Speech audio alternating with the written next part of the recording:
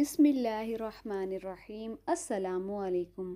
سیرت النبوی صلی اللہ علیہ وآلہ وسلم کی سیریز چل رہی ہے۔ پچھلی ویڈیو میں ہم نے مسجد نبوی کی تعمیر اور حضور صلی اللہ علیہ وآلہ وسلم کی ازواج کے حجروں کی تعمیر کے بارے میں آپ کو بتایا۔ اسی زمانے میں حضرت صلی اللہ علیہ وآلہ وسلم نے مہاجرین اور انصار مسلمانوں کے سامنے یہودیوں سے صلح کا معاہدہ کیا۔ اس معاہدے کی ایک تحریر بھی لکھوائی۔ معاہدے میں طے پایا کہ یہودی مسلمانوں سے کبھی جنگ نہیں کریں گے، کبھی انہیں تکلیف نہیں پہنچائیں گے، اور یہ کہ حضور صلی اللہ علیہ وآلہ وسلم کے مقابلے میں وہ کسی کی مدد نہیں کریں گے۔ اگر کوئی اچانک مسلمانوں پر حملہ کرے تو یہ یہودی مسلمانوں کا ساتھ دیں گے۔ ان شرائط کے مطابق مسلمانوں کی طرف سے یہودیوں کی جان و مال اور ان کی مذہبی معاملات میں آزادی کی ضمانت دی گئی۔ یہ معاہدہ جن یہودی قبائل سے کیا گیا ان کے نام بنی قینقاع، بنی قریظہ اور بنی نذیر تھے۔ ان کے ساتھ ہی آپ صلی اللہ علیہ وآلہ وسلم نے مہاجرین و انصار کے درمیان بھائی چارہ کروایا۔ اس بھائی چارے سے مسلمانوں کے درمیان محبت اور خلوص کا بے مثال رشتہ قائم ہوا۔ اس بھائی چارے کو مواخات کہتے ہیں۔ بھائی چارے کا یہ قیام حضرت انس بن مالک کے مکان پر ہوا۔ یہ بھائی چارہ مسجد نبوی کی تعمیر کے بعد ہوا۔ اس موقع پر آپ صلی اللہ علیہ وآلہ وسلم نے ارشاد فرمایا تھا، اللہ کے نام پر تم سب آپس میں دو بھائی بھائی بن جاؤ۔ اس بھائی چارے کے بعد انصاری مسلمانوں نے مہاجرین کے ساتھ جو سلوک کیا وہ رہتی دنیا تک یاد رکھا جائے گا۔ خود مہاجرین پر اس سلوک کا اس قدر اثر ہوا کہ وہ پکار اٹھے، اے اللہ کے رسول، ہم نے ان جیسے لوگ کبھی نہیں دیکھے۔ انہوں نے ہمارے ساتھ اس قدر ہمدردی اور غم گساری کی ہے اور اس قدر فیاضی کا معاملہ کیا ہے کہ اس کی کوئی مثال نہیں مل سکتی۔ یہاں تک کہ محنت اور مشقت کے وقت بھی وہ ہمیں الگ رکھتے ہیں، اور صلہ ملنے کا وقت آتا ہے تو وہ ہمیں اس میں برابر کے شریک کر لیتے ہیں۔ ہمیں تو ڈر ہے بس آخرت کا سارا ثواب یہ تنہا نہ سمیٹ لیں۔ ان کی یہ بات سن کر حضور صلی اللہ علیہ وآلہ وسلم نے ارشاد فرمایا، نہیں، ایسا اس وقت تک نہیں ہو سکتا جب تک تم ان کی تعریف کرتے رہو گے اور انہیں دعائیں دیتے رہو گے۔ بعض علماء نے لکھا ہے کہ بھائی چارہ کرانا حضور صلی اللہ علیہ وآلہ وسلم کی خصوصیات میں سے ہے۔ آپ صلی اللہ علیہ وآلہ وسلم سے پہلے کسی نبی نے اپنی امتیوں میں اس طرح بھائی چارہ نہیں کروایا۔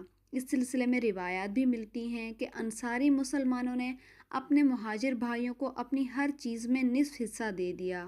کسی کے پاس 2 مکان تھے تو ایک اپنے بھائی کو دے دیا، اسی طرح ہر چیز کا نصف اپنے بھائی کو دے دیا۔ یہاں تک کہ ایک انصاری کی 2 بیویاں تھیں، انہوں نے اپنے مہاجر بھائی سے کہا کہ میری 2 بیویاں ہیں، میں ان میں سے ایک کو طلاق دیتا ہوں، عدت پوری ہونے کے بعد تم ان سے شادی کر لینا۔ لیکن مہاجر مسلمانوں نے اس بات کو پسند نہیں فرمایا۔ ان کاموں سے فارغ ہونے کے بعد یہ مسئلہ سامنے آیا کہ نماز کے لیے لوگوں کو کیسے بلایا جائے۔ آپ صلی اللہ علیہ وآلہ وسلم نے اپنے صحابہ کرام سے مشورہ کیا کہ اس سلسلے میں ایک مشورہ یہ بھی دیا گیا کہ نماز کا وقت ہونے پر ایک جھنڈا لہرا دیا جائے گا، لوگ اس کو دیکھیں گے تو سمجھ جائیں گے کہ نماز کا وقت ہو گیا ہے اور ایک دوسرے کو بتا دیں گے۔ لیکن حضور صلی اللہ علیہ وآلہ وسلم نے اس تجویز کو ناپسند فرمایا۔ پھر کسی نے کہا کہ بغل بجاتے ہیں، حضور صلی اللہ علیہ وآلہ وسلم نے اس کو بھی ناپسند فرمایا کیونکہ یہ طریقہ یہودیوں کا تھا۔ اب کسی نے کہا کہ ناقوس بجا کر اعلان کریں گے، آپ صلی اللہ علیہ وآلہ وسلم نے اس کو بھی ناپسند فرمایا کیونکہ یہ عیسائیوں کا طریقہ تھا۔ کچھ لوگوں نے مشورہ دیا کہ آگ جلائی جائے، آپ صلی اللہ علیہ وآلہ وسلم کو یہ تجویز بھی پسند نہیں آئی، اس لیے کہ یہ طریقہ مجوسیوں کا تھا۔ ایک مشورہ یہ بھی دیا گیا کہ ایک شخص مقرر کر دیا جائے، وہ نماز کے وقت ہونے پر گشت لگائے گا۔ چنانچہ اس رائے کو قبول کر لیا گیا۔ چنانچہ حضرت بلال رضی اللہ تعالیٰ عنہ کو اعلان کرنے کے لیے مقرر کر دیا گیا۔ انہی دنوں حضرت عبداللہ بن زید نے خواب میں دیکھا، انہوں نے ایک شخص کو دیکھا، اس کے جسم پر 2 سبز کپڑے تھے اور اس کے ہاتھ میں ایک ناقوس تھا۔ حضرت عبداللہ بن زید رضی اللہ تعالیٰ عنہ فرماتے ہیں کہ میں نے اس سے پوچھا، کیا تم یہ ناقوس فروخت کرتے ہو؟ اس نے پوچھا، تم اس کا کیا کرو گے؟ میں نے کہا کہ ہم اس کو بجا کر نمازیوں کو جمع کریں گے۔ اس پر وہ بولا، کیا میں تمہیں اس کے لیے اس سے بہتر طریقہ نہ بتاؤں؟ میں نے کہا ضرور بتائیے۔ اب اس نے کہا، تم یہ الفاظ پکار کر لوگوں کو جمع کیا کرو۔ اس نے اذان کے الفاظ دہرائے، یعنی کہ پوری اذان پڑھ کر انہیں سنا دی، پھر تکبیر کہنے کا طریقہ بھی بتا دیا۔ صبح ہوئی تو حضرت عبداللہ بن زبیر آپ صلی اللہ علیہ وآلہ وسلم کی خدمت میں حاضر ہوئے اور اپنا خواب سنایا۔ خواب سن کر آپ صلی اللہ علیہ وآلہ وسلم نے ارشاد فرمایا، بے شک یہ سچا خواب ہے، انشاءاللہ تم جا کر یہ کلمات بلال کو سکھا دو تاکہ وہ ان کے ذریعے اذان دیں۔ ان کی آواز تم سے بلند ہے اور زیادہ دلکش بھی ہے۔ حضرت عبداللہ حضرت بلال کے پاس آئے، انہوں نے کلمات سیکھنے پر صبح کی اذان دی۔ اس طرح سب سے پہلے اذان فجر کی نماز کی دی گئی۔ جو ہی حضرت بلال کی اذان گونجی اور حضرت عمر کے کانوں میں یہ الفاظ پڑے، وہ جلدی سے چادر سنبھالتے ہوئے اٹھے اور تیز تیز چلتے ہوئے مسجد نبوی میں پہنچے۔ مسجد میں پہنچ کر انہیں حضرت عبداللہ بن زید کے خواب کے بارے میں معلوم ہوا تو انہوں نے عرض کیا، اے اللہ کے رسول، اس ذات کی قسم جس نے آپ کو حق دے کر بھیجا ہے، میں نے بھی بالکل یہی خواب دیکھا ہے۔